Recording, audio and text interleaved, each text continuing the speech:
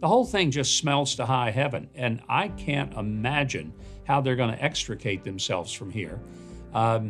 They better have something really serious on the ex-president. I don't think they do.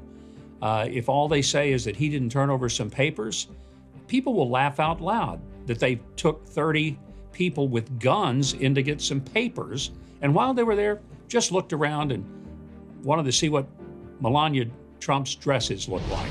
This afternoon, the Attorney General, Merrick Garland, spoke to reporters, doubling down on his decision, which he acknowledged, signing off on the raid of President Trump's home. TBN's Governor Mike Huckabee is here now to help us break it down. Governor, good to see you. We could use your wise counsel at a time like this. You just saw the Attorney General speak this afternoon. What's your reaction? Well, it was somewhat amazing to hear him. I was dumbstruck by his comments. I took some notes, Doug. For example, he said that every American ought to be able to believe that the justice of that department is being handed out evenly, quote, without fear or favor. Now, anybody who saw what happened to former President Trump, who has seen what has happened to Peter Navarro or Roger Stone, and seen what has not happened to Hillary Clinton or to Hunter Biden or to Sandy Berger, is going to laugh out loud when Merrick Garland pretends that the justice of this country is being handed out evenly and without fear or favor. I mean, that's laughable on its face.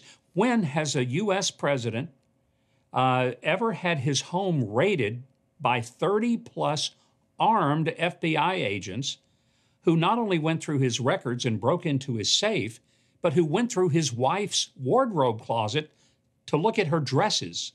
This is insane. And rightfully so, the American people, I think, except the extreme on the far left who love anything bad happening to Donald Trump, are outraged because they know that if this can happen to the former president, it can and it will ultimately happen to them too. I was struck by the brevity of his comments. I expected more, and I expected a little bit more insight. He said that ethical obligations prevent me from commenting further. But I'm aware of cases where the FBI has served warrants to people, and then they provide the warrant immediately afterwards. Let me read, Governor, I want to get your reaction to this, because I think Dan Henniger at the Wall Street Journal, who's one of the finest, if not the best editorial writer in the country, said this today, and it strikes so true with so many American people. He said, quote, "You can hate Donald Trump until your eyes pop out. Let us be clear. He was elected the 45th president of the United States. He served 4 years in office. No former president who was disliked by many, not Clinton, Reagan, nor FDR, had his home invaded by a squad of FBI agents. This should never happen in the United States. End of discussion. But it did happen. The Trump raid is now a wall-to-wall political disaster for the United States, doing more damage, if that's possible, to the country's internal divisions and even creating external risks." Your observations? Doug, in almost every white-collar case, which this is, if there is some need to get information, a call is made to the attorney of the target or the subject. And they say, look, here are the things that we are looking for that we need, and we'd like for you to voluntarily give them. If you don't, we'll subpoena you. But if we do subpoena you, we'd like for you to voluntarily turn them over. And apparently Donald Trump and his team was working with various Department of Justice people as recently as June to give them boxes and boxes of material. What precipitated this morning raid has not been revealed, but it has been revealed by President Trump's attorneys that when they arrived at Mar-a-Lago, Trump's attorneys were told they could not see the warrant. They could not see why the FBI was there to search. I would find that an absolute disgrace of due process, even though Merrick Garland was boasting about due process in that brief comment that he made. Well, there wasn't due process. And I think that's what's troubling. Why did 30-plus armed agents need to be there? Were they afraid of a shootout with Donald Trump, that he was going to pull out a gun? Turns out he wasn't even there. He was in New York.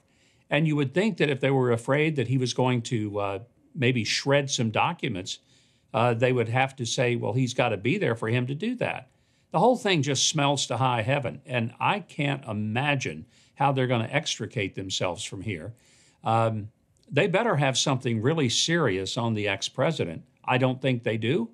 If all they say is that he didn't turn over some papers, people will laugh out loud that they took 30 people with guns in to get some papers, and while they were there, just looked around and wanted to see what Melania Trump's dresses look like. That's absurd. That's insulting, and it's disgraceful. So Merrick Garland can talk all day about how professional his people are and how wonderful they are.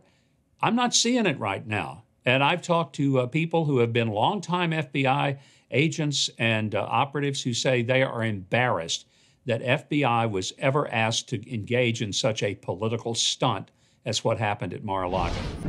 Hi, I'm Doug McKelway, and thank you for watching Centerpoint. We hope you enjoyed this video. Make sure you hit the subscribe button and tap the bell icon so you're notified every time a new video is posted.